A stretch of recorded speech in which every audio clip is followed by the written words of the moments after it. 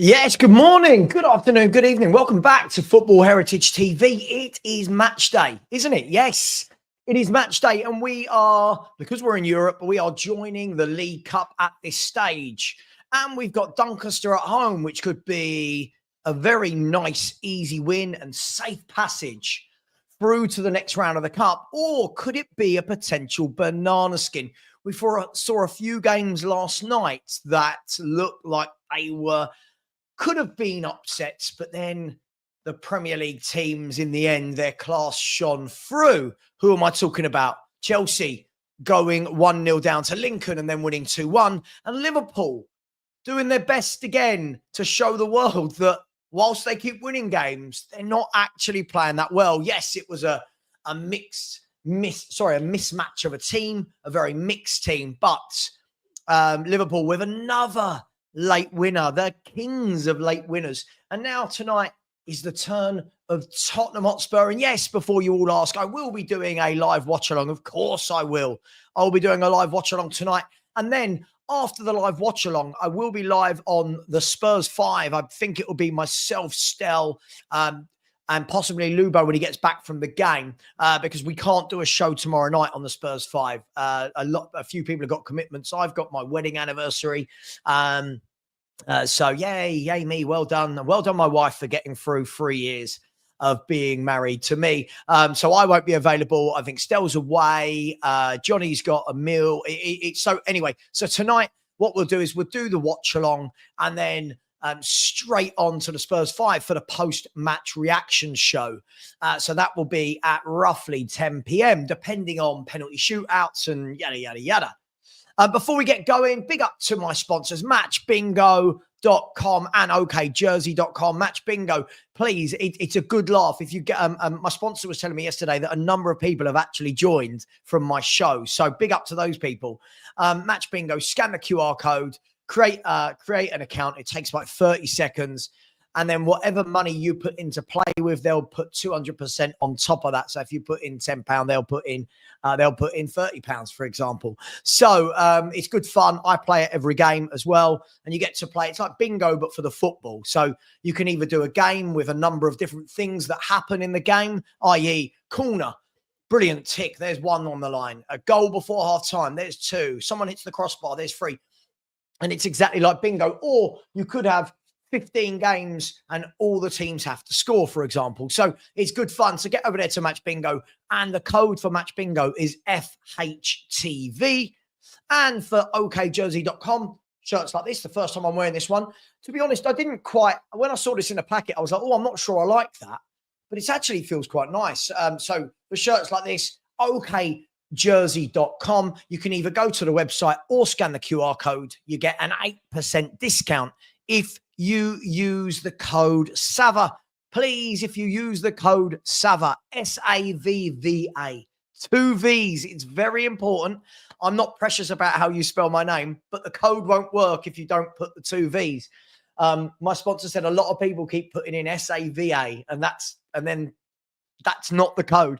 SAVVA as per the scrolling bar. So first and foremost, let me start by saying thank you very much to everybody that either joined the charity stream yesterday or watched the charity stream, and especially to those people that that donated. It takes a lot of hard work and effort for weeks to get that sort of thing together, to get people's commitment to come on. Listen, we planned it. I think we executed it well. And we are just under, in terms of super chats, which was about 80 quid, which I will transfer over, and donations to the GoFundMe page. We're just under £2,500. So thank you so much to everyone. £2,500 in 9 hours. I think it's okay every now and then to stop doing the shows we normally do and raise some money for charity. And what a wonderful cause it is. And big up to Dan, who is running the marathons. So big up to you. By the way, one thing I'll say before we get into it, what I have done is I have unblocked everybody, right? I've taken the crazy step of unblocking everybody that I had previously blocked on my channel, right? Now, the reason I've done that is because sometimes people say, oh my God, you blocked me. And I'm like, I don't know, I haven't. And it's my mods might have blocked people. And it's caused me a bit of issue. People go, you blocked me. And I'm like, no, I haven't. And blah, blah, blah.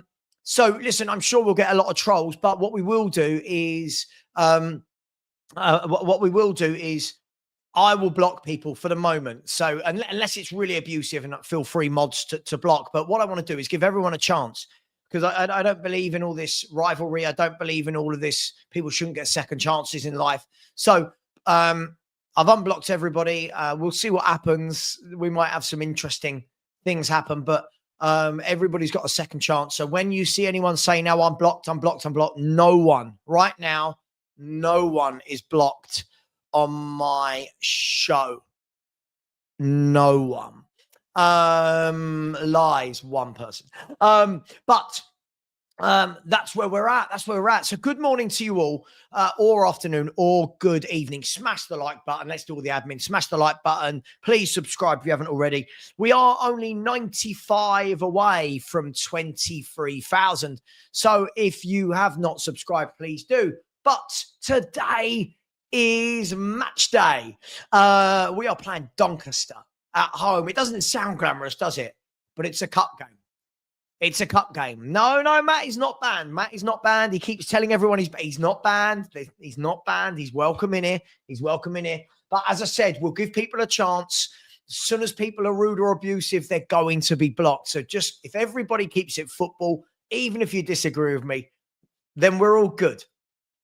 Doncaster at home. We know that Frank has said he's going to play a strongish team. He didn't say he's going to go full strength, but we know that Frank's going to go strong enough to win it. Now, he also said that there will be some of the youth players on the bench. Now, for example, Luca Williams-Barnett, who a lot of people have talked about, wasn't in the team last night for the under-21s. By the way, I think the under-21s, I think they got battered last night. Let me double check that. I'm pretty sure it was like 5-0 or something. Let me just double check the was it the EFL trophy? Yeah. Oh, yeah. You can see there, look, Plymouth 6, Tottenham under 21s 2. You can see that from what I can see yesterday. So I know that whufc played. We know that Thompson played. There was a lot of people asking for whufc and Thompson to be part of the team. They played yesterday. Who there wasn't in the squad was Byfield, our 16-year-old centre-back, 16. And lots of people rate him very highly. Johnny said the other night he's the best young centre-back he's seen since Ledley. I mean, high praise indeed from Johnny. Big up to Johnny. High praise indeed. So I'm expecting to see him in the squad tonight because we're lacking in defenders. And who else? Oh, hang on. What's going on here? No, that's not what I wanted. There we go. And who else? And the one that everyone keeps talking about is Luca Williams-Barnett.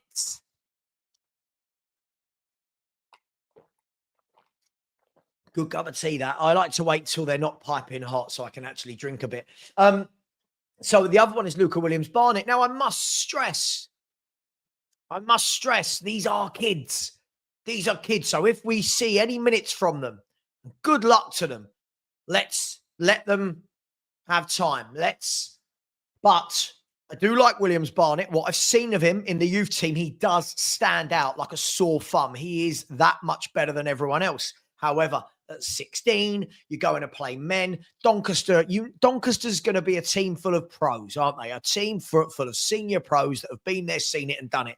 Probably played across all the lower leagues, hard as nails. We'll see. But hey, who knows? Maybe he comes in and we all go, oh, what a revelation. And hopefully we do.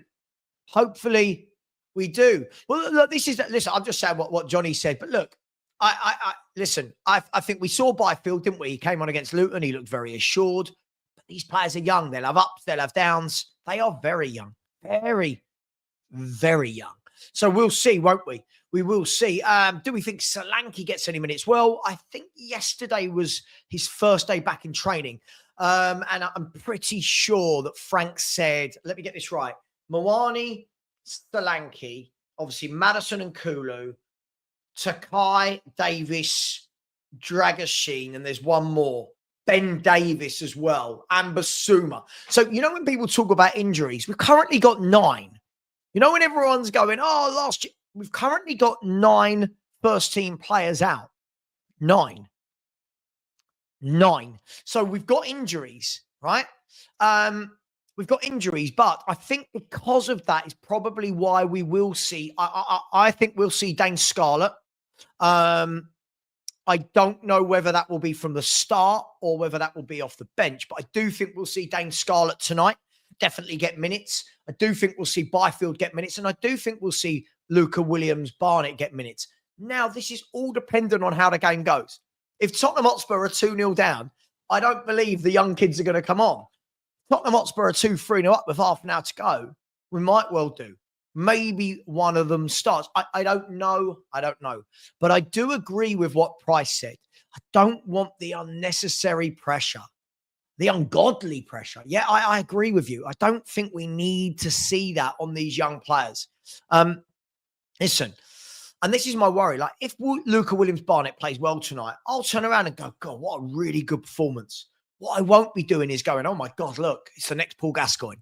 You know what I mean? So I feel like it's swings and roundabouts. But when you look tonight, I feel like the back four is going to have to be very strong. Other than Danso, I don't know who, by the way, who's a good centre half. I don't know who there is that can come into this back four. You've got, if I'm not wrong, the only defenders we've got fit be Spence, Adogi, and Porro as the fullbacks, Danso, Van der Ven, and Romero. So I think we've got 4 from 6 to be picked there, and then you've got Byfield, and then I suppose you could say Gray plays there. But what I would like to see, if I'm brutally honest with you all, I'd like to see Gray playing central midfield tonight. I would. I want to see Gray playing central midfield and for Gray to control the game. This is a wonderful opportunity for him. This is a wonderful opportunity for him to play against, to play against men from League One. I think they're League One, aren't they? They just went up. Yeah. To play against men from League One and say, hey, I'm better than all of you. Hey, I stand out. So I think tonight's going to be very, very interesting when we see the team news. I think we're definitely going to see a mixed team unless he surprises us all and goes very strong. Let's be fair, we're playing Saturday night, so you've got all of Thursday, all of Friday, all of Saturday to recover. I don't know. We'll see. I think we're going to see a bit of a mix and match. Will we see Kudus? Will we see Xavi Simons? I don't know. I reckon you might see one of them for one half, one of them for another. Maybe you don't. Maybe we don't need them. Maybe they're both on the bench in case we need them. It's all up in the air, right? I don't think any of us have got the answer. And I agree with this, Bash. I do agree with this. I think you will probably see that as a back four. What I think he might do, depending how the game goes, right? This is all, everything's up in the air, isn't it? Right? Depending on how the game goes, I think you might see this. If it's not going our way, i.e. we're not 2-0 up or something, I think you might see Romero off, Van der Ven on, so they get 45 minutes each. If we're winning easily, I think you might see Byfield come into the team and, hey, take your opportunity, young man. Good exposure. Yes, I am indeed, Jamie. I am. I just haven't said it yet on YouTube. I promise. As soon as I finish this show, I will set the, hang on, have I got, oh, that's a good question, people. Has Savva got one second. Have I got a Doncaster thumbnail? There we go. Oh, have I got a Doncaster thumbnail? I don't know if I've got a Doncaster thumbnail. I have got a Doncaster thumbnail, haven't I? Let's find that again. 1 second. Oh, hang on. Do I need to ask my guy?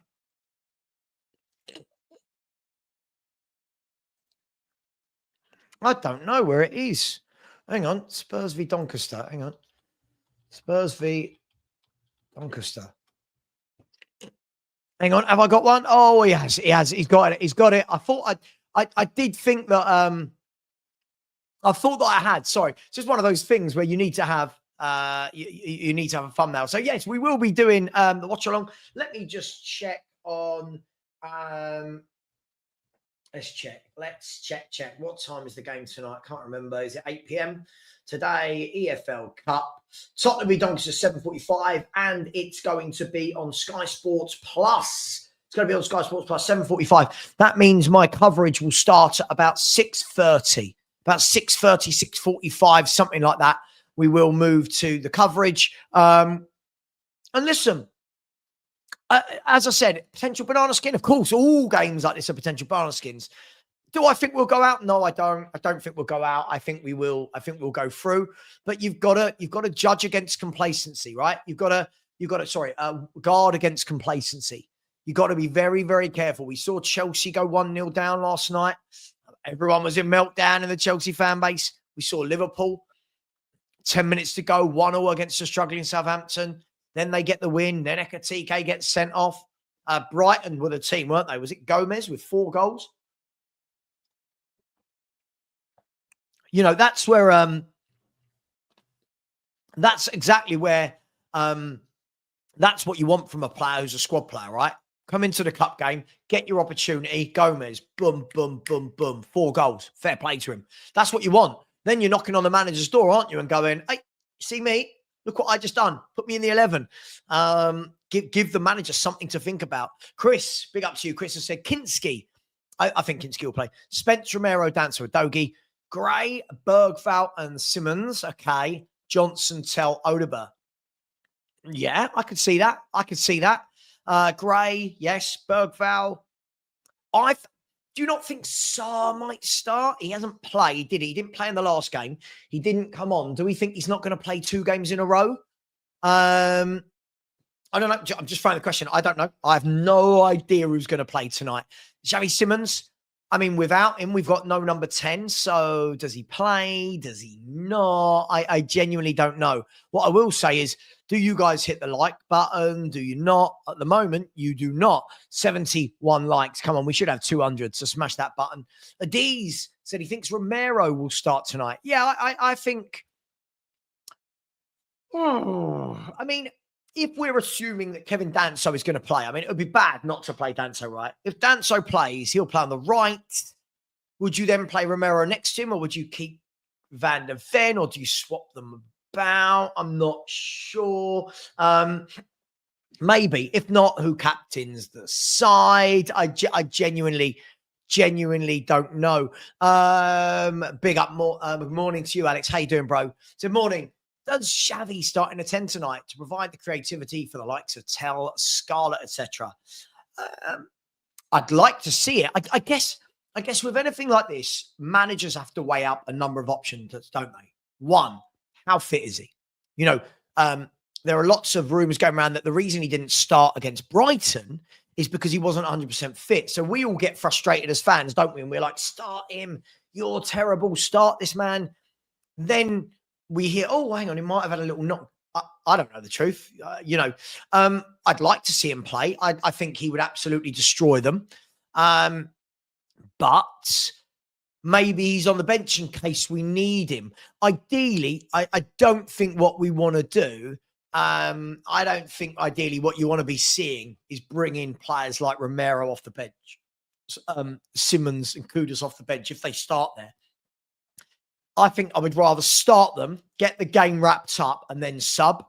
I think if you get to the stage where you're bringing them on, I think it doesn't scream confidence in how well the sub players, the rotation players, the squad players, whatever you want to call them, have done. So we'll see on that front. We'll see what happens. Big up to, did I see Kate? I don't know, Kate, how you doing? Or is that Jimbo? Kate normally gives me a kiss, so I'm guessing that's Jimbo. If not, Kate, where's the kiss? What's going on? Sarr will start. I agree with you. I do agree with you. I think Sarr will start tonight. I think he's perfect for this sort of game, isn't he? We know Doncaster will work their backsides off, don't we? We know they will have a very, very workman performance. I'm not expecting to see them play tiki-taka football and have creators everywhere. I'm expecting them to be hardworking, honest pros who enjoy their day out at White Hart Lane and give it their all. And that's what you expect from teams in the cup, right? So I think Sarr getting in and amongst them with his energy, with his tackling, I think would be absolutely spot on. I agree with that. Darren thinks Scarlett and Gray to start. I don't disagree with you. Scarlett, again, if he starts up front, a really good chance. Show us that you are above that level. I'm not being rude. I'm not being mean, but play against those League One centre halves. Let's have a look at Doncaster's last game, shall we? So in Doncaster's last game, they here we go. So they lost to AFC Wimbledon at home, and their centre halves were Connor O'Riordan. Hang on, let me show you this. Connor O'Riordan. There you go. Connor O'Riordan, 21 years of age. They bought him from Crewe in the summer. And alongside him looks like another young defender, Jay McGrath, a 22-year-old from St. Patrick's. So Jay McGrath and Connor O'Riordan, two Irish young centre-halves playing in there. Their left back is 23, so it looks like he hasn't got a lot of experience. And then their right back is Jamie Sterry, who is 29, so he's got some experience. But if I'm looking at their midfield, again, it's youthful. So I think this is a perfect opportunity, right? That you turn around and you say to Scarlett, right, go and show that you're the level above these centre halves of League One. Go and listen. I'm not saying he has to get a hat trick. I'm not saying he has to go, but go and show everyone. Go and show everyone what you're made of, right? Get the confidence up. Then if we're struggling against Wolves, bring on Scarlett and let him carry on. But look, I don't, what I've seen of him, I don't think he's good enough, right? I don't think he's good enough. However, these are the games where you go, right, stake a claim. Because what we can't see is tonight, your Odebergs, your Tells, your Johnsons, your Scarletts, your Greys, right? Go on. Show us that you are good enough. Show us that you are levels above League One Championship. Show us. We'll see. Big up to Sean. How you doing, bro? Hope you're well. Said Ashcroft buys 3.5% of Tottenham. He does 100 million, right? Was it 100 million? Ashcroft buying 3.5%. It's all happening in it, Sean. You're Ashcroft. There you go, Shawnee boy. You're Ashcroft. Just kidding, Kate. Just kidding. Big up to Leon. Here we go. Look, it's our sponsor, Leon from Match Bingo. Yes, it was very good. Thank you. They're tiring. I'll be honest. After I finished the stream, I had to walk the dog. I had to walk the dogs late at night. I was tired. I was like, they were walking me. I was absolutely shattered. But what a great cause. We raised a lot of money, Leon. And listen, nearly 2.5 grand in 9 hours. I mean, I think we can be pretty proud of the day's work. So thank you for asking, mate. Really appreciate that. Hang on. And then you've gone and ruined it by saying this. No, where's Kane? We'll talk about Harry Kane in a little bit. We will. Gomez isn't a squad player. Let me have a look then. Let's see how many games he started this season. If we're saying he's not a squad player. Brighton 6-0 in the end, wasn't it? Gomez. Okay, so I mean, he's not one, two. I think he started 1 league game out of 5. I mean, if that's not a squad player, hang on, let me just double check this.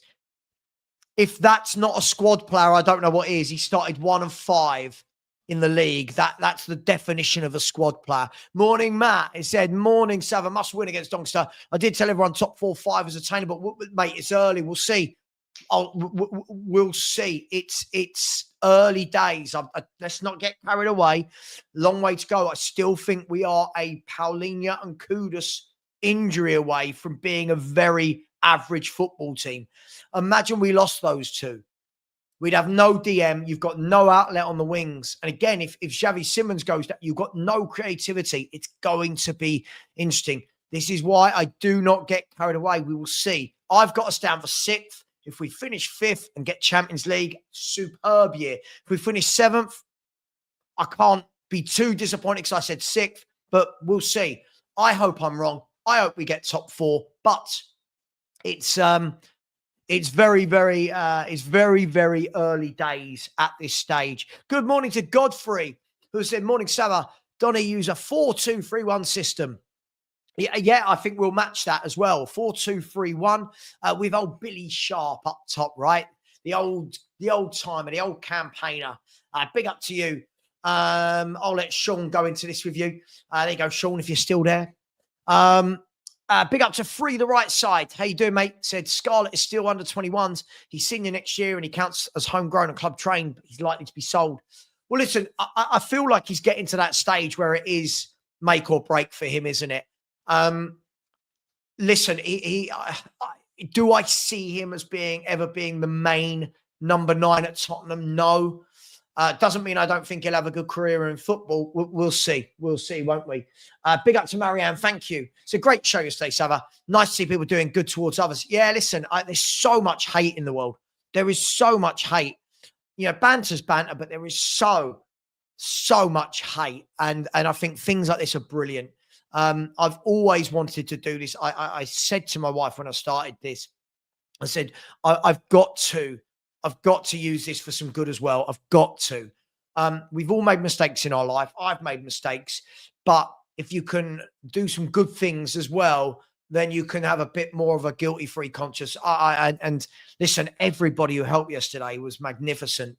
Some people gave us hours and hours of their day, and it really did help. So thank you to all of you for who came on. Thank you to everyone.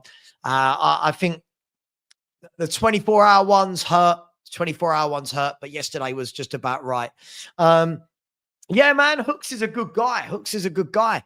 I really like Hooks. I like working with him. He's got a lovely temperament about him, and always good to have a football chat with. Good morning to Patch. How you doing, bro? Hope you're well. Yeah, Billy Sharp. Mapping. So today is the day Luca will introduce himself.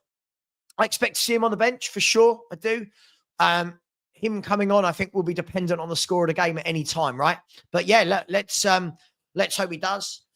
Big up to Anton. So please, let's not block Matt, however outlandish you think his opinions are. Yeah, listen, I said earlier, I'll say it again, I have unblocked everybody from my show. So basically, anyone who's ever been blocked from my channel has been unblocked. Second chances, everybody, right? But please, let's not Matt. What on earth am I trying to say? Sorry, let me start again.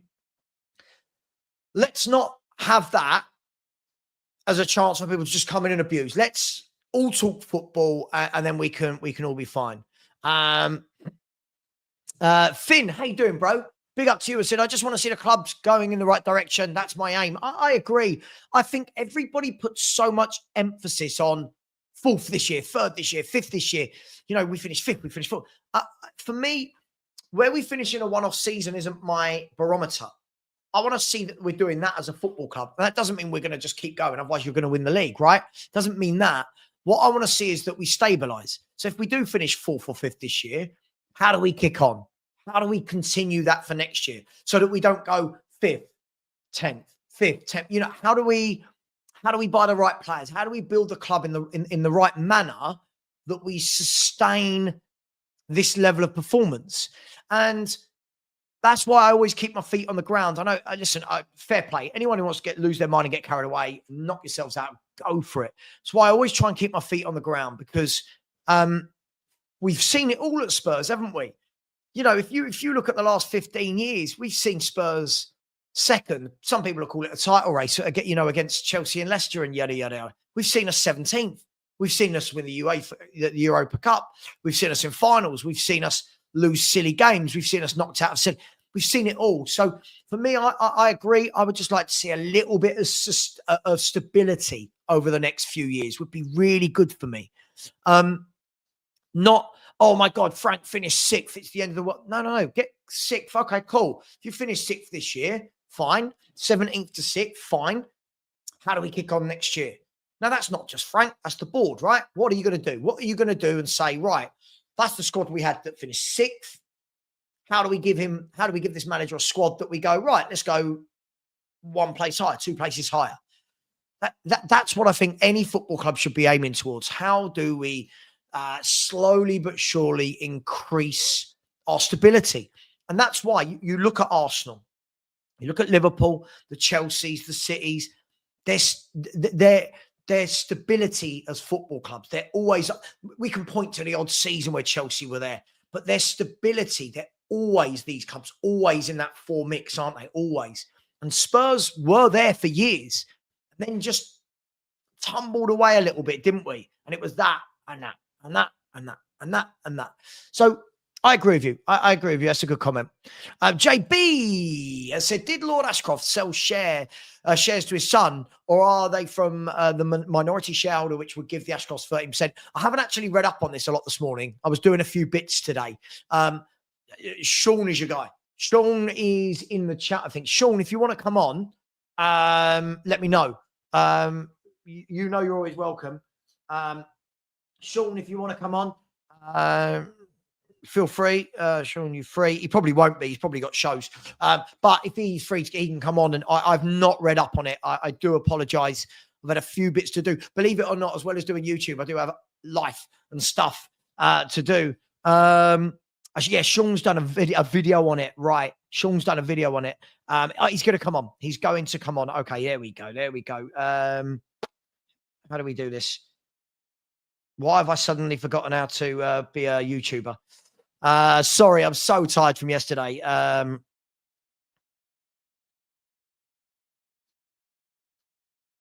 we go. So we'll get Sean. I've not read up on any of this, so this will be brand new to me. I've seen the headlines. I haven't read up on any of it, so it will be brand new to me as well. Thank you to everyone who smashed the like button. We've had 1 new subscriber today, so big up to that new subscriber, whoever you are. Thank you very much. Really appreciate you. Am I still blocked? I didn't know you were, but you're not. John Long, you're not blocked. No, welcome to the show. As I said, everybody is welcome. Anybody is welcome. Those who hate me, those who love me, those who don't give a shit about me. You are all very, very welcome. A Zigzag Nemesis. There you go. Everyone's back. Everyone is back. Yeah. And it is what it is. Listen, see, I'm all for this. I'm all for the banter. Spurs and Arsenal fans should be able to have banter without it crossing that line. Spurs and Spurs fans should be able to have banter without it crossing that line, right? Yeah, Sean's coming on. Sean is coming on. Big up to you. Big up to Berth as well. Hope you're well. Hang on. Hang on. That's not Sean. You're not Sean. I'm certainly not Sean. You're not Sean. You're Lubo. Sorry, when you called, I was in the shower. So Lubo, as much as I love you, I thought I'm not going to get out the shower and answer the phone. So apologies. No. How are we doing? I'm good, mate. I'm good. Are you driving safely? I am driving safely. You're fine. You're on the open. You're all wired into the car phone. So all good. All good here. See, this is the benefit. This is the benefit of being a guy who's kept himself in good shape. Because if I was to put the camera at that angle, you wouldn't even see my face. My tits would be covering up the camera. You're not. You're looking good today, Sean. Don't worry. Oh, mate. Funny. Sean, could you do me a favour? By the way, as I said, guys and girls, I'm seeing people in the chat that have previously been blocked. Against my better judgment, I have unblocked everyone. Everyone gets a second chance. Everybody. So please, what I will ask is please don't block anyone unless there is real abuse. I don't want, so-and-so called so-and-so crazy. I blocked them. Please I don't want this.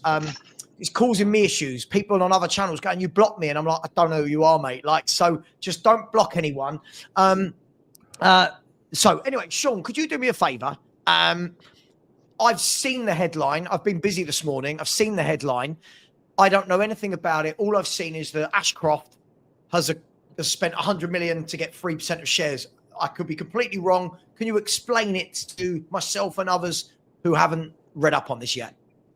Okay, so it's a bit of a complex one, but it's a bit opaque as well, right? So in a nutshell, Lord Ashcroft, who is a billionaire, ex-Conservative Party deputy chairman, donator to the party, all that, he already owned around 4% of shares. Okay. Now his son has bought 3.48%, 3.5% of shares. We don't know where it's come from. We don't know if it's just a transfer from Lord Ashcroft into his son for tax purposes, whatever else, you know, getting ahead of, like, you know, not that they've got, I mean, they're based in Belize, so I don't know what the inheritance tax stuff is out there, but it could just be a nothing burger. It probably is just a nothing burger. Tottenham Hotspur have declined to comment, which makes it more difficult. For what it's worth, if it has come, it can't really realistically have come from ENIC, because they would have to have announced it. They would have to have disclosed it, and they haven't. It can't be anything like the £150 million thing that was injected into the club a couple of years ago, because that would have had to have been announced, disclosed, and people like Lubo, who are minority shareholders, would have been diluted, and so they don't really get any say on it. But what happens to kind of to placate or to smooth over those things is when you put in those injections of capital from owners that dilute minority shareholders, they essentially overpay on the valuation to a massive degree, so that two things can be benefit. One is that people like Lubo think that £100 million going in at a valuation far higher than what their shares are currently worth, so they're okay being diluted at a higher valuation. And the second thing, which is far more common in fledgling companies, with angel investors, with tech startups, what you basically have is fundraising rounds. And so if every time you put in more money, every time a company goes to market and tries to get more money in Series A, Series B, etc., then in a nutshell, if you go to a market and you end up always increasing the valuation at the next level of money that comes in, it gives off the impression that the company's growing and going in the right direction. Anyway, so it's less seen for established, mature companies like a football club, but that's the kind of the rhetoric as to what happened with the 150 million that actually only became 100 million a couple of years ago. Because there's no news about it, then it can only be either a transfer of shares from Lord Ashcroft into, or from a minority shareholder, of which Lord Ashcroft is one, but he's obviously a big minority shareholder. I think he owns 4%. Or it can be people that are gobbling up shares in things called asset matching. Now, asset matching is a portal where minority shareholders who still own companies that are no longer listed on the stock exchange, like for Tottenham Hotspur until I think it was 2012, were listed on the alternative investment market. And the alternative investment market is essentially the same as the London Stock Exchange, but the London Stock Exchange works by something called an order board. So because if you're buying Vodafone shares, for example, there's always going to be millions and millions of shares that can be bought and sold. And so it's all done automated. You have a price point, you put your shares up. I want to sell my 100 shares or my 10,000 shares or whatever at a certain price. And it will match off eventually against people that are willing to buy those shares at that price point. With the alternative investment market, because there's not the same amount of liquidity, you can't really do order board trades. So you have things called market makers, which is what I used to do, where you take the risk, you set the price, and people buy and sell from you. So you'll buy from a buyer, and then you'll find a seller, right? And so but then you're not matching off each other. You're playing the middleman in that role. Anyway, long story short, Asset Match, I was looking at them this morning. They have an auction that closes tomorrow that has 260,000 shares that are about to match off against each other at a price point of, I think, £3.22 or something like that. And that is 5 times higher than the last auction that was in July, and 6 times higher than the auction before that was in May, and about 10 times higher than the auction before that. And it's the highest trading match off, if it's legit. And like I say, the information is out there. I'm not sure if it's entirely right and up to date, but I think it is. And if so, then why all of a sudden right now is there like 10 times more shares being traded amongst the small shareholders than there usually is? Is that something to do with the Ashcroft thing? Possibly. The other thing you've got to be contending with here is that you're in a takeover period. The Staveley PCP Capital Finance, they made their expression of interest, as did Firehawk Holdings. Tottenham unequivocally rejected both of them.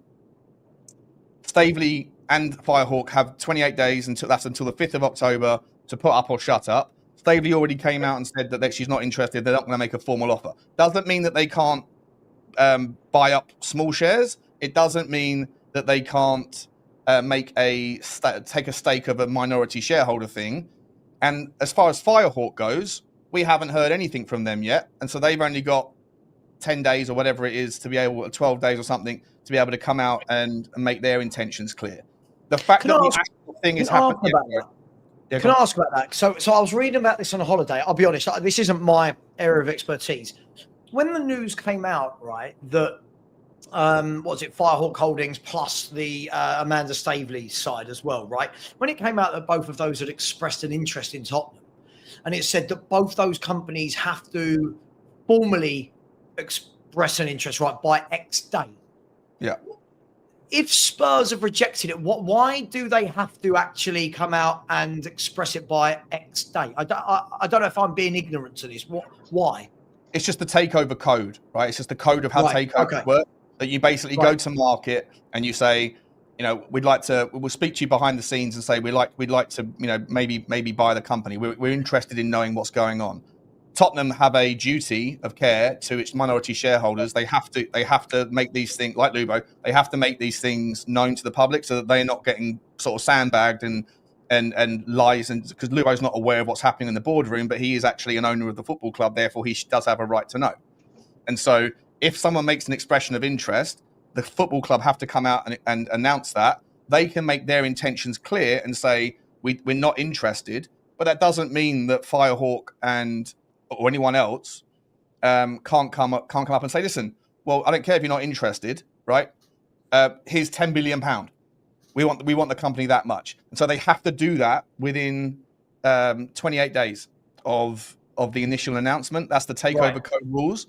And so that then has to be then dealt with in the open, so that people like Lubo, if they know that suddenly there's a £10 billion offer on the table, if they weren't aware of it, then that's outrageous, right? Because they can put pressure on the majority shareholders and say, hey, hang on a second. And even though it's a weird one with Tottenham because the minority shareholders don't have any voting rights, don't have any say, the takeover code is the takeover code. It's the same for Tottenham as it would be for Vodafone, as it would be for Sky B, as it would be for, you know, Apple, whatever else. It's the same process.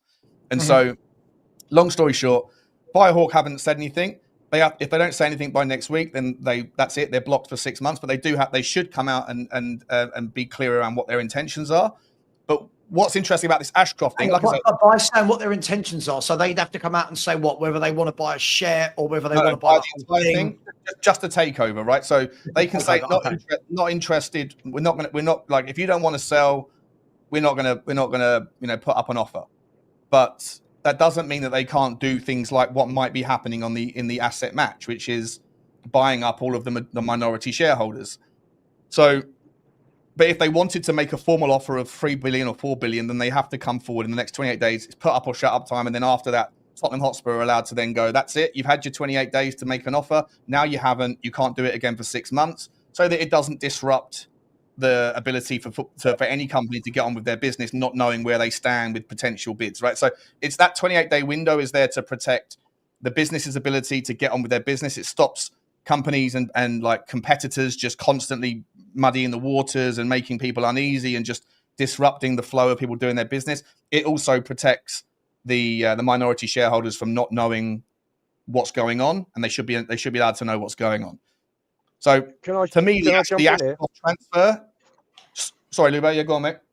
Sorry, just to say the club haven't notified me that they are selling any shares, and I've heard nothing from any market makers, any dealers, asking me if I'm interested in selling my shares. So the reports I saw valued the money they spent and for the percentage that they bought, valued the club at 2.5 billion.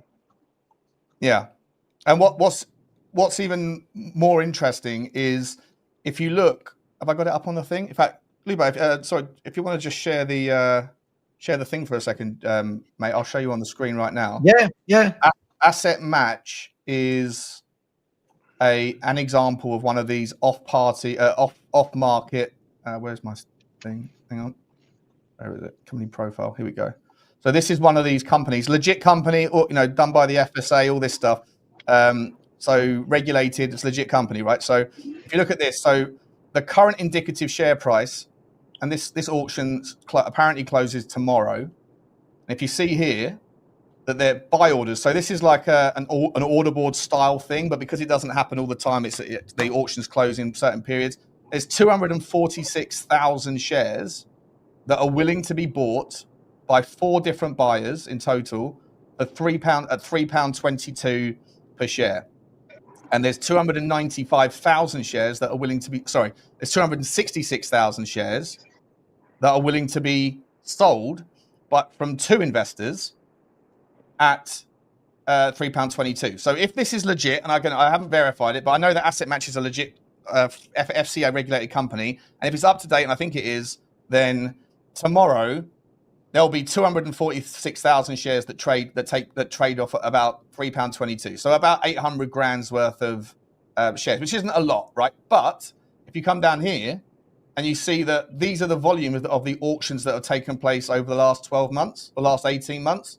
So apart from on the 25th of July, which was much bigger than normal, but still half as much as what's going to happen tomorrow, every other couple of months that they have these auctions, there's really just about 50 or 60 grand's worth of shares that go. But since January, since the Amanda Staveley NDA, you can see that it's been growing steadily every month. So 20,000 shares in Jan, 32 in March, 42 in May, 55 in July. And now tomorrow, it's looking like it's going to be about 4 or 5 times that amount, which would be double the highest one. So again, it could just be all coincidence and a giant nothing burger. It could be. And I could be wrong on this. This data might not be entirely accurate and up to date, but for what it's worth, I'm just putting 2 and 2 together and using my sort of intuition here and saying the fact that we're in a takeover period, the fact that Ashcroft is already an owner and Lord Ashcroft's already an owner, he might just be selling his stake just for tax purposes, and it could be a giant nothing burger. But the fact that it's also around about 100 million quid, give or take, which is about the amount of money that we've been told might be coming into the club at some point, and the fact that all of these things are happening in the micro, small shareholder markets, it does point to something happening more than just a tax purposes trade out of Belize between the father and the son.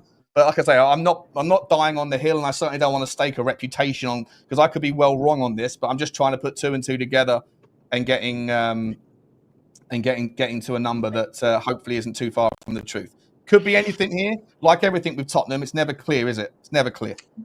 I mean, it is all fascinating when you look at this side of things. There's so much more to it than just the football pitch. But Lubo, when you see these things, you're convinced, aren't you, that there's a takeover coming, Lubo? That's where you are, I believe, since Levy stepped down, you believe there is a full takeover happening. Is that right? I do. I agree. I don't see a change of policy from the Lewis family regarding the football club after 25 years. I just don't see it. So for me, I think Charrington coming on, Vinay coming on, you've got the girl from Hong Kong coming on. You know, they're packing the board with top people who are going to make the club very attractive, you know, very credible people in terms of, you know, going out to companies to sell the business. Yeah. So for me, I genuinely think this is all gearing up. If you listen, again, I could be putting 2 and 2 together and I could get 22 instead of 4. But I just look at it, and from a logical point of view, they would have, you know, if they get 3 billion, let's be conservative, for an investment of $250 million to get 3 billion, you've 12 times your investment. I mean, what a fantastic return. How many businesses today are getting a return of 12 times? So are we saying 45% a year growth? Sorry, how much, Sean? 45% a year. 12 times over 25 years, 45% a year, right? Yeah. So can I ask listen, this? So Lubo, when you hear the club come out and make official statements, and it is an official statement, right? Because your guy Vinay, he's your CEO. Remember that, he's your CEO. Yeah. He's officially put his face to a camera and said, no. What do you mean? We're not selling. Of course, we're not selling. Now, of course, we all know that if you are selling, you're not going to come out on camera and say the opposite, are you? You're not going to come out on camera and go, yeah, by the way, yeah, we're on the transfer market. Yeah, anyone come and bid. So do you not believe Vinay when he says that? Or is this just all part of a bigger game in your mind that Spurs are playing? Well, Sean, I think you'll confirm. If Vinay come out and said we're up for sale, would that potentially drop the price by about 15-20%? Yeah, you don't say that. You never say that. You know? I know he wouldn't say that, but I guess my point to this is, and I'm just playing devil's advocate. Like, it'd be like a girl going out or a boy going out going, I really want to get laid tonight. I'm up for it. By the way, I've got chlamydia. Yeah. Am I going to get lucky tonight? Yeah. By the way, I've just taken a couple of tablets for chlamydia. Listen.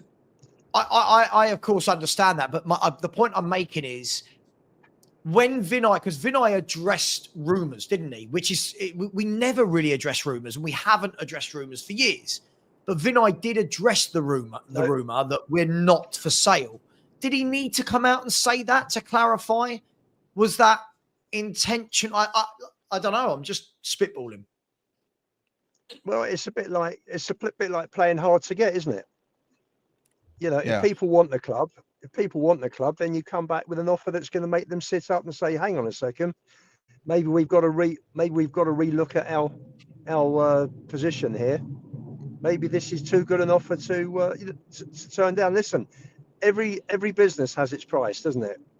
So, of course, maybe it'll be £13 a share and not £3.22. So, Yeah, the £3.22 thing though, it's like that's the misleading thing. Like the valuation of the club is obviously 3 billion, but on that page that I was just looking at, when you factor in how many shares are in issue, and then you look at the actual price that they're trading at, it values the company at £750 million, right? But that's because minority shareholders selling their stake are never going to get the 3 billion valuation because Tottenham Hotspur are pricing in all future earnings and all that stuff as a private company.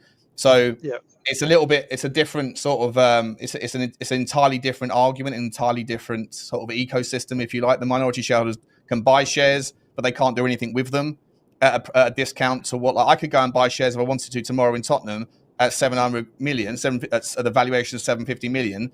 If you expect that at in a couple of months you're going to get them at 3 billion, the fact that the price point is 750 million pound market cap suggests to me that they're miles off any particular trade for a full takeover.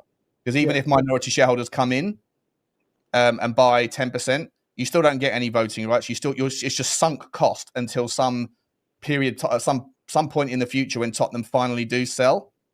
But there's trade-offs, right? There's trade-offs. What I would say though, the Ashcroft guy, I don't know if you've seen this. He's got a bit of a checkered history as his son, right? So Lord Ashcroft obviously is a conservative donor. Some people won't like that, whatever. But his son, first of all, his son's ex-wife, was convicted of manslaughter when she accidentally shot a copper in Belize and got off by pleading guilty. Was spared jail. But in the process, he got custody of their kids. So there's obviously a little bit more to it than just an accident, but money talks, right? In Belize, I'm sure you can get out of jail sentences if you say the right things. Allegedly, not suggest, don't want to get yourself in trouble there. allegedly. But the other thing is, this is why he's my Ashcroft. He got thrown off a plane in handcuffs in America a couple of years ago for being drunk, smashed out of his skull on an airplane. And police had to come onto first class and escort him out in handcuffs, kicking and screaming because he was rowdy and abusive to everybody. He'll fit right in. He'll fit right in with this community. Fair play to Ashcroft. I mean, look. And the final part, Sean, is he's your cousin, isn't he? Oh, how we laugh. Yeah, look, the thing is, though, there is so much going around about Spurs at the moment that is off the field that you do get the feeling something is in the air, right? It started at the beginning of the summer with, there was a lot of talk, wasn't there, about naming rights there. Then we had the massive rumours about Aramco, who are obviously the biggest oil company in the world. Then it turned into, we're not going anywhere. You know, the whole kind of Leonardo DiCaprio type thing. We're not going anywhere. Yeah. We're here to stay. Then we're seeing things like this happening, and we're talking about X, Y, Z. It does feel like something's happening at Tottenham behind the scenes, doesn't it, lads? It really does. It wouldn't surprise any of us now if we got that news, would it? No, not really. I find the whole thing, like, it's either entirely convenient or entirely inconvenient for Tottenham Hotspur to wake up this morning to that Guardian story that Ashcroft's son has bought the shares, even if it's got nothing to do with Tottenham, even if it's literally just a tax transfer and there's nothing to see here. The fact that it's coming in this particular takeover window, the fact that Staveley was trying to buy, maybe one thing about buying the club. Now she wants to, sniffing for a price point, didn't get one, walks away, says, I'm not going to put in a bid, but that doesn't stop me going and buying shares. Who knows what's going on? But the fact that this happens now, today, with 11 days left, it screams of something. I don't know what it is, but it's either very convenient or it's entirely inconvenient. It's not just like a nothing, but it's one or the other. Convenient to hell, or entirely problematic for Tottenham Hotspur to have that news drop. And the other thing also, sort of looking at it slightly sort of longer term, is it's easy if there is a deal lined up within 12 months, and this is all a bit of a smoke screen at the moment, then it's easy for the Lewis kids to turn around and start talking about, we want to win more, we want to do this, we want to do that. Easy for them to say that if they know they're selling the club. So, So we're all going to get excited. With a great reputation. Sorry? Can I ask, from your two point of view, if a takeover was to happen, would you guys prefer that a takeover happen mid-season when football's still going on, so that the new owners are ready for the beginning of a summer transfer window? Or would you want it to happen in the summer where there's no football going on and it might not potentially disrupt anything? I mean, it shouldn't disrupt because the players really shouldn't be worried about who's owning them. They're getting paid. They shouldn't. But does that make sense? Would you want them in play for the summer, or would you want this to happen in a summer? I think for me personally, I think to disrupt the club as little as possible. I think the end of the season would be good. The people who are organising and doing their work in preparation for the transfer window opening would have been doing their work. I mean, starting literally September the 2nd this month.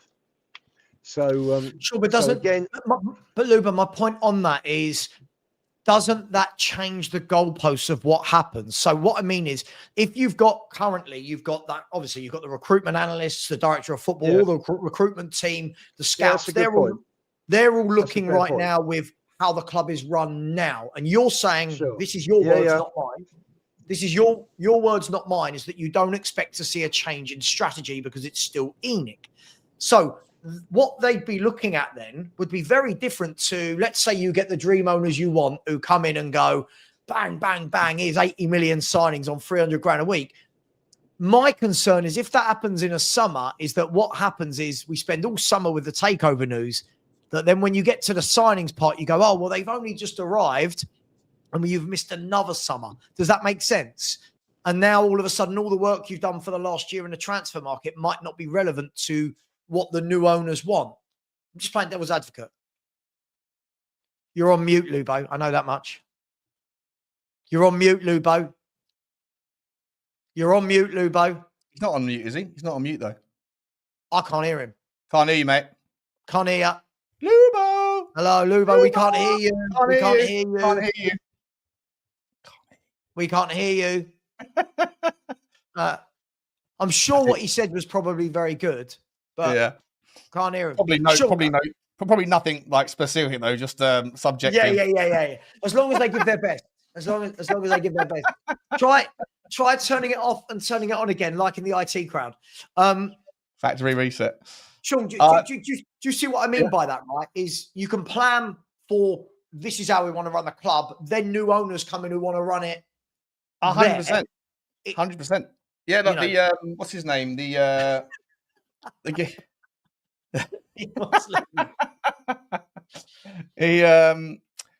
who's the football finance guy from Liverpool Uni or Manchester Uni? The guy who's always, I forget his name. Oh, what, on TalkSport?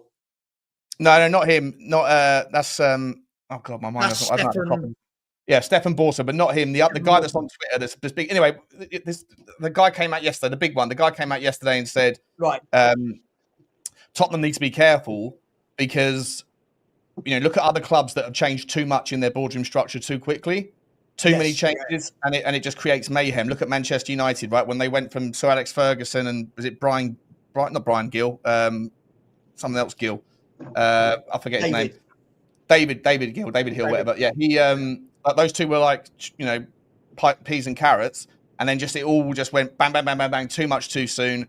And then there's been a little bit of chaos ever since. Newcastle United, the same thing. Can't keep a director of football happy. They've lost too high, one back, lost him again.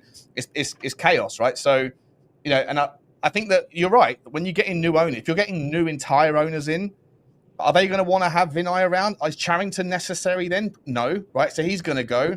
And then what about Johan? And so it's just another resetting, recycling. So to answer the question around when's the right time to do it, I don't know when the right time. I guess it depends on what's going on in your season, right? If you're mid-table and you're out of the cups and you don't really have a chance of Europe and you don't have any chance of relegation, then you might as well get it done sooner rather than later. Yeah. If you've got things to fight for, then you don't really want to do it mid-season. But then if you make the transition in June, you've also basically going to have written off that entire transfer window because new people are going to come in unless they know exactly what they want to do and have all of their people in place. And even then, it's just going to cause a little bit of carnage, a bit of chaos. And so, there's always teething problems. So I don't share Lubo's take, though. I don't think that Tottenham are looking to sell immediately. I still think that there's an argument to say that Daniel Levy might end up selling his stake and sailing off into the sunset. But I think that a lot of people within the Tottenham board, I think that they still look at all of the low-hanging fruit, of which there is still quite a lot with regards to what they've been doing with the redevelopment. The Northumberland Park is just about to start phase 3, which is 4 residential blocks, a hotel, an extreme sports centre, and then you've got the thing that's happening at White Webbs, the NFL training ground. There's all of that stuff. And then once that's all done, I think there's also a phase 4 of the Northumberland Park, which is something else, which I'm not sure about. And then, of course, you hope that in 5 years' time, there's going to be an NFL franchise. And as much as I can get on board the notion of he's turning 60 or whatever, 65, however old Levy is, at some point you've got to sit back and enjoy the fruits of your labour. At the same time, I feel like he's one of those people that, when they retire, they wither away pretty quickly because they've lost the purpose and the meaning of their life, right? Which is to work 15 hours a day or whatever every day. So I don't know. I personally feel like at least some people within the Tottenham board or the Tottenham team, maybe the owners, whoever, I think that some of them want to see through the project and see it complete. And so I think that there will be a minority investment that will grow rather than a full takeover. I think the full takeover will be the last thing. I don't think that will happen for a few years, personally. But that's just my, could be wrong. Lubo, we got you back. Yeah, you got me back. I was just saying that you don't want it to disrupt the season. Listen, we're going for the quad this year, aren't we? So you want as much. We are. We're winning the quad. We're winning the quad. Yeah.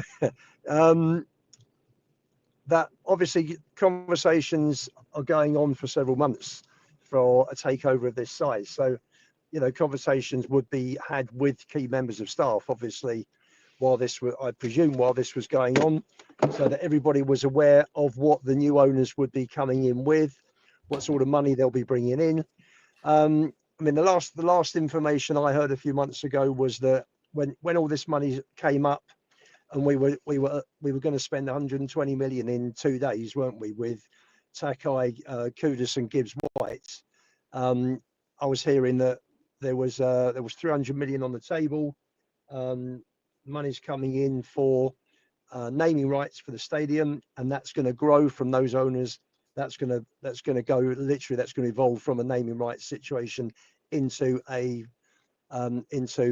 buying percentage of shares and then a full-blown takeover. That was the last thing I heard. It was in June. Whether that's still relevant or not, I don't know. But so yes, there's some merit to what Sean said about what Sean said. It is what I've just described. I just don't think the Lewises want Tottenham Hotspur Football Club. I think they've, Joe's 88, the kids are in their early 60s. What do you need that for? Seriously, they've got so much money. Do they need the grief of a football club?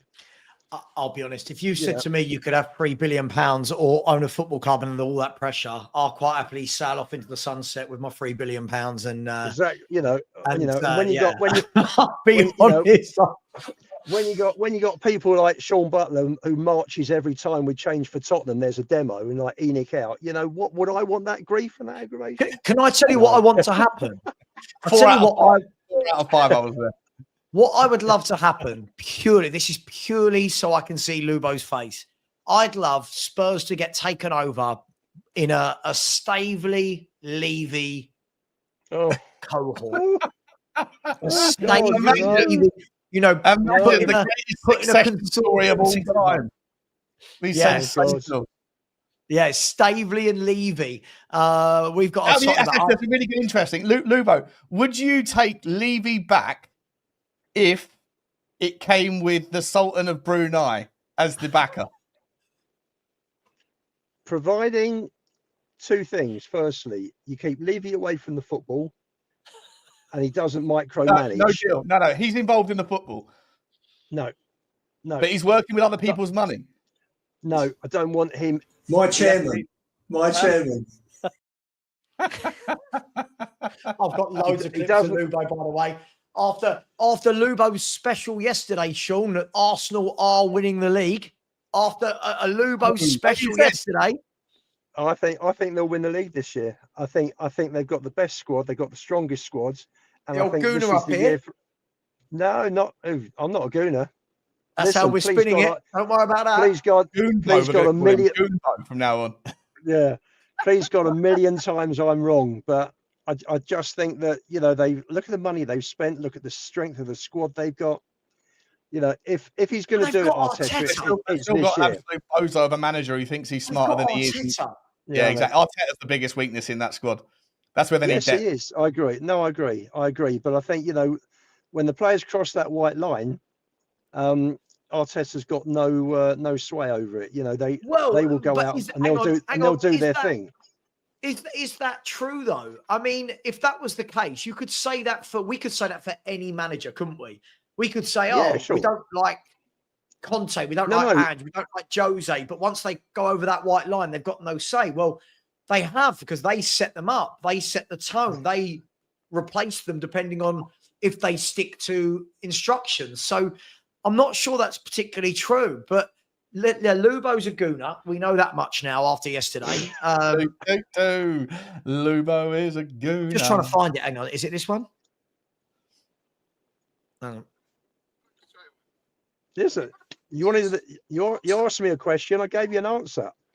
On that note, I've got a 12 o'clock appointment that I've just. No, wait. Before you go, I just need to get clarification. So, if Daniel Levy was chairman, and just as chairman, and he had a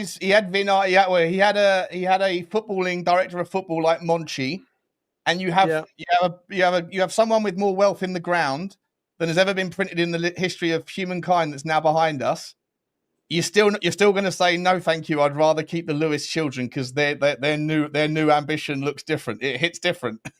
Well, Sean, Levy's pissed off so many chairmen now that I just think it's counterproductive that he's near any transfers. To be honest with you, I think that's a fair point. To be honest, I do subscribe to the notion that his absence is going to reopen some doors and rebuild some bridges. I agree with you on that. For sure, I'm sure. I mean, initially with Man City, I think. So hopefully, yeah. Just quickly before you go, Lubo, I haven't texted you this privately, but I want to say this publicly. I apologise to you for going in. I went after you dropped off the stream, Savva, on the Spurs 5. Me, Perchy, and Danny Kiriakou and Lubo had a 4-ball chat for about an hour, and I was pushing Lubo so hard on some answers, and in the end, Lubo rage quit on me. And so I didn't think he would rage quit. I think I'd never seen Lubo rage quit ever. So I must have pissed you off, Lubo. So I apologise, mate. It was all in good. Okay. It was all in good. You did. I was sitting there thinking, I don't need this grief. It's midnight. What do I need this for? Here's the grief. Here's the grief you do need. Are you ready? 1 second, Lubo, before you go. Second. So third, second. Lubo, I'll let you finish eating. I think they'll win it. Oh, Lubo. You're more confident than me. Lubo with another one of his biblical stinker opinions. This is the year. This is the year for Arsenal. If you don't win it this year, I don't know when you'll. This is the year. This is the year. This is the year. Unbelievable, and his cameras dropped right at that moment. So Lubo going all in. Lubo wants Arsenal to win the league. That's what I heard. I don't think he's realised that he hasn't quite dropped out of the stream. If we stay real quiet, we'll be able to hear him on his work sales call in a minute, and we can chime in and see if we can outbid for some decent. Or he'll just be driving down the road mumbling to himself about Levy, like fucking hate Levy, fucking Levy. They still want to talk about Levy. Do you talk to yourself in the shower? Do you talk to yourself when you're out driving by yourself? I talk to myself all the time.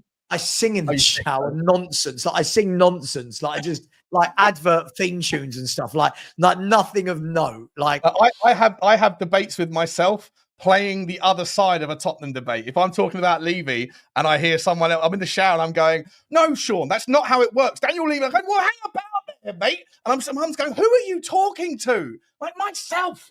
Now leave me alone. I'm having an argument. Just quickly, Sean, let me do this. Big up to Ryan, who's become a channel member. Thank you very much, buddy. I hope you are well. Really appreciate that. By the way, members only show will be Friday afternoon. The members only show. So hopefully many of you can make that. Big up Ryan, he's come back in again and said, big up Savva, we will win tonight. How's the dogs? Dogs are absolutely, I'll tell you what, the dogs are bloody annoying me lately. Lubo, how's Gray? And Sean, when is the club being sold? Well, we just talked about the club being sold. Lubo can't wait to get to the stadium tonight to see his boy Archie Gray captain Spurs to the League Cup success. But thank you very much, Ryan. Appreciate that. And Andy Lester, it's a great show yesterday, Savva. Happy to support. Thank you, Andy. You did put in a number of super chats, so I appreciate you guys. Sean, just quickly, I don't want to go forever today, but tonight we have seen, by the way, everyone said about loads of injuries. Sean, we've already got 9 first-team players out injured at the moment. Didn't know if you know that. We've got 9 first-team players injured. Solanke, Moani, Basuma, Kulu, Madison, Takai, Dragashin, Davis. I'm missing one. Someone, right? But tonight, I think that means we're going to have to go quite strong, Sean. I feel like with the number of injuries we've got, I do think we'll have to go pretty strong, right? The back four will resemble a first-team back four, won't it? Well, Junai Byfield didn't play yesterday against Plymouth in the Cup. Isn't it interesting in that trophy? We have to play our under-21s, but we can play against League One. I don't think the Championship teams are in it, or are they? I'm not sure. But we Plymouth, the League One. They were in the Championship last year, and we played against. We lost 6-2. And there's a 17-year-old at Plymouth. I looked him up because he scored 2 goals and got 2 assists yesterday. And I looked up his name, and apparently he's like really hot property, and Nottingham Forest are looking at him or whatever. But anyway, so Junior Byfield wasn't Junai Byfield rather wasn't in the squad. Neither was Luca Williams-Barnett. So I would imagine that both of those two will be on the bench at least. Yeah, but apart from that, listen, I don't think that Tottenham should go super weak. I think that this is I agree. I think that you give the players that need their chance their minutes. You know, you hope that they're all going to sort of not be pissed off at the prospect of having to play, this is the level you think of us. No. This is your chance. Step up and take it. I think Odebear should be a part of the team. I think Tell will be a part of the team. I think that Brennan Johnson will start. And I think that in the 10, I don't mind giving Xavi Simons. Xavi Simons only got 30 minutes on Saturday. So, how good would it be for his confidence if he goes and puts in, scores a couple from outside the box, right? All things like they might not mean much in the way of what can you gauge from watching them dominate against the League One team, but at the same time, there is micro confidence boosts of players that go and bang in a couple of goals, right? It gets them off the mark. For sure. I think at the back, you're looking at. I was looking at who was actually fit as a first team defender, right? And you've got the three fullbacks are all fit: Spence, Porro, and Udogie. You've got Van der Ven and Romero and Danso. Now, after that, you've got Byfield, but I fully expect the back four will be two of the first team fullbacks, and I think it will be Danso plus one of Van der Ven and Romero. And then I think that whoever doesn't start the game will probably come on second half so that they get 45 minutes each. Mm-hmm. Maybe if Spurs are 2-3-0 up, you might see Byfield get 30, 45 minutes. But Ben Davies being out is a bit of a pain, isn't it? Because it is forcing us to play first team players throughout. But the funny thing is, in 2 weeks' time, Davis, Takai, and Dragoshin are all going to be in the squad, and then so it's going to be interesting. But I do agree with what you said there. For me, I don't look at this as a bad thing. I look at this tonight. I look at Gray, I look at Tell, I look at players like that, and go, right, this is your chance. These are League One. I'm not mugging them off. These are League One. You need to perform. You need to show us tonight. If Tell starts up front, get his confidence up, grab a couple of goals, terrorize their centre backs. It might be Scarlett who starts. Show us, Scarlett, that you are capable of bullying. By the way, I looked at the Doncaster centre backs, Sean. The Doncaster centre backs are quite young. They're quite young players. So it's not like he's playing against 35-year-old seasoned pros with broken noses. Or, they've been there, seen it, and done it. So I fully expect Spurs to go through though tonight. I don't know about you. I fully expect to be in that. What I do worry about is, I think we spoke about this the other day. If you do start with the front four of Dane, Scarlett, Tell, Odebear, and Johnson, just for example, or something like that, there is that risk of being 0-0 at half time. There is that risk of it being, I know it's at home, but there is the risk of a Tamworth happening. There is the risk of a Coventry happening, like almost happening, and so I want to be 2-0 up by half time, and then we can get creative and get the minutes on. But, these players that aren't playing very much minutes in the first team, they want to make sure that they do well tonight because A, it will help their cause to a degree to get into the first team. But secondly, it will mean that they can carry on getting at least some minutes in the Carabao Cup in the next round and hopefully the round after that. If you end up like taking your foot off the gas here and you end up being like humiliated, which it would be, then not only will there be the fan meltdown, there'll be the lack of minutes elsewhere. And we're in the third round. Once you if you get a decent draw next, then you're in the quarterfinals already, aren't you? There's only 7 games in the Carabao Cup, and we start on the third. Well, the thing is as well, it will show the manager that, hey, I gave you a chance, you didn't perform. So for me, I think what we'll probably see, I might be wrong, it's not the end of the world. I think what we'll probably see is the likes of Xavi Simons and Kudus on the bench, right? Yeah. What we don't really want to be doing is getting to the last 30 minutes and going, oh shit, we need to bring Simons and Kudus off the bench to rescue a game against Doncaster, because that will show, God, we really are stuck if those players are injured. So I think it's going to be, I think we'll win. I think we'll go through. I don't really want it to go to penalties. I hate the lottery of penalties, Sean. I think it's... Same. I hate that. That would be a horrible way to go out. But what we don't want to do is we don't want to give that noise. And what I mean by that is if Spurs were to get knocked out tonight, you suddenly get that noise of, oh, look at Frank, he's not a winner. Oh, Frank's done what Ange did, and Frank's done what Conte did, and all of this kind of stuff. I just want to get through professional performance and move on to Wolves on Saturday, because Wolves is the big one, right? Well, this is a big game, by the way, Sean. Mm-hmm. This is another big game. And what I mean by this is Spurs beat Wolves at home. You cement your place in that top half, in that top 5, top 6, right? it carries on the good start to the season. But again, looking at the flip side, Dr. Tottenham, we need to dispel that myth. Spursy, we need to dispel that myth. Wolves, who have done very well at our ground the last few seasons, we need to dispel that myth, right? So I think that these two games, I know it's Wolves and Doncaster, but I think they're going to show a lot as to what we are now as a team. I know that sounds mad, but I really do. Do you think Wolves are as bad as their league performance suggests? No, I don't. No. Apart from the Leeds game at home when they were absolutely shocking, the previous 4 games, 0 points from 12. I'm sitting there thinking people are going to write Wolves off and call them a relegation thing, but they played Everton, who are very good this year. They played Bournemouth, they played Newcastle, and they played City. Like, it's like, as far as tough season openers come, that's 4 games from hell. And then I was like, they'll get back, they'll be fine against Leeds. And then they weren't. They were shit against Leeds. But that could just be, a number of reasons why. But I think that Wolves have got a fantastic record against Tottenham. I think we've lost like 4 of the last 5 against them or something, and drawn 1. I think we've got, somebody said there, we've got 1 point from the last 5 games against them, which is right. But and been thoroughly outclassed, thoroughly outplayed as well. That needs to go, right. The only way we're going to get rid of these tags is if we rock up professional performance, and I expect to see a fully fit team, Simmons in the middle, Kudus on the right, and I fully expect us to beat Wolves. But Wolves are not, for me, Vitor Pereira did a wonderful job with them last season. And teams don't just keep losing. This is the problem. Teams don't just keep losing. At some point, he just got a new contract as well, didn't he? And Strand Larson just signed a new 5-year deal. Yeah. So all is not like wrong at Wolves. They just had a bad start to the season against some really tough opposition. And like people are saying in the chat there, they won last night against Everton.